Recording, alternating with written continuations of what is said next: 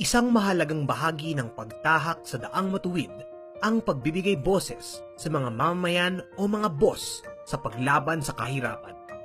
Kaya naman noong taong 2012, ipinatupad ng pamahalaan ang bottom-up budgeting. Sa reformang ito, ginawang tunay na kabahagi ang mga mamayan kabilang na ang mga civil society organizations sa pagdisenyo ng budget ng bayan. Dahil dito, naging mas malinaw sa pamahalaan ang mga tunay na pangangailangan ng mga mahihirap at napadali ang pagbabantay ng sambayanan sa paggamit ng pondo para sa mga proyektong tutugon dito. Sa bottom-up budgeting, ang mga komunidad at civil society organizations nagpupulong at mula rito nabubuo ang mga angkop na solusyon bunga rin ang sarili nilang karanasan.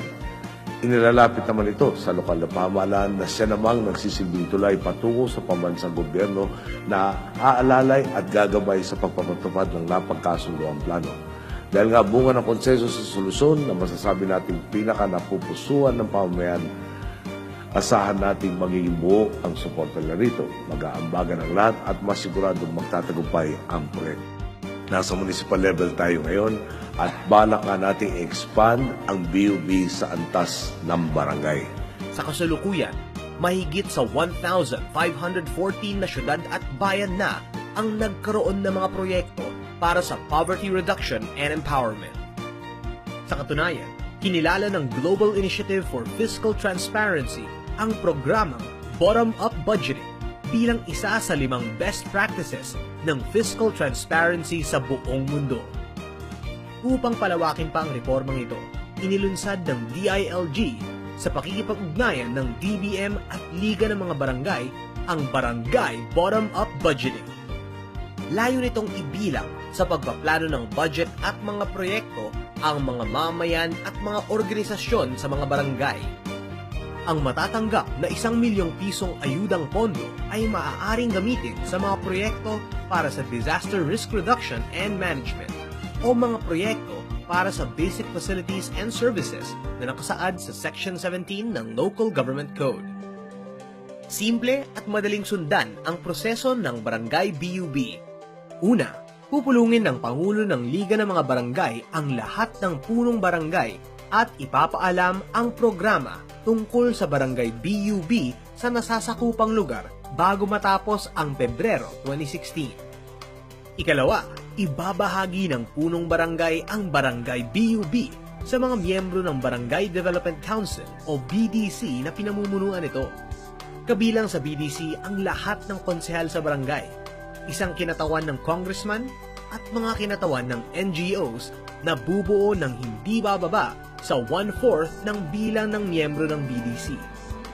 Ikatlo, magsasagawa ng planning workshop ang BDC upang tukuyin at planuhin ang proyektong kailangan ng kanilang barangay. Sa pagpili ng proyekto, kinakailangan i-review ang Barangay Development Plan at ilista ang mga proyektong hindi pa nagagawa. Ikaapat, ang mga napiling proyekto ay dapat pagkasunduan ng mga mamayan sa Barangay Assembly. Ikalima, sasagutan ang AIP Form No. 5.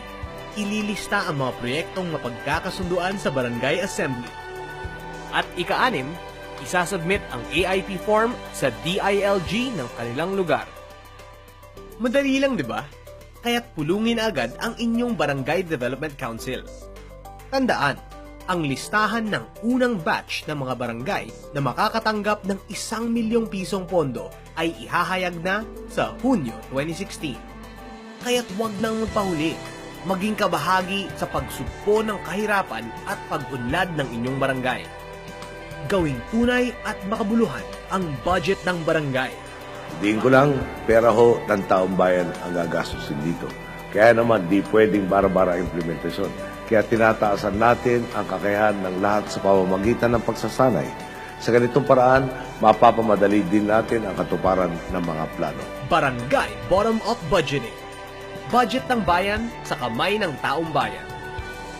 Para sa iba pang detalye ukol sa Barangay BUB, pakipag-ugnayan lamang sa pinakamalapit na DILG sa inyong lugar. Kanya nga po tayo sa Daang Matuwid, kitang-kita kung saan tayo patungo. Tumataas ang estado ng bawat komunidad at direkta silang nabibigyan lakas na isulong pa ang positibong transformasyon na maghahatid ng pakinabang sa lahat. Kung noon may gobyerno naghahari-harian at nawili sa pamumudmod ng serbisyo sa mga kalyado lang, ngayon sa atin, sa Damatwid, nagbubuklod ang lahat ng antas ng lipunan at sangay ng pamahalaan at sama-sama natin tinutukoy ang mga tamang hakbang para sa isang mas magandang kinabukasan. Sa tingin ko, lahat ng narito sa sangayon na dapat lang maging permanente ang pagbibigay lakas sa ating mga local government units at mga barangay. Kayo na ho ang testigo sa bunga ng mabubuting pamamahala. Kayo rin ang magsasabi kung gaano kalayo na ang naabot natin. Ang lahat na napagtagumpayan natin, umpisa pa lang ng transformasyon. At kayo ang magsasabi kung magtutuloy-tuloy tayo. Ituloy ang pagbibigay ng boses sa mga mamamayan. Isulong ang matino at mahusay na pamamahala upang masugpo ang kahirapan tungo sa pangkalahatang kaunlaran.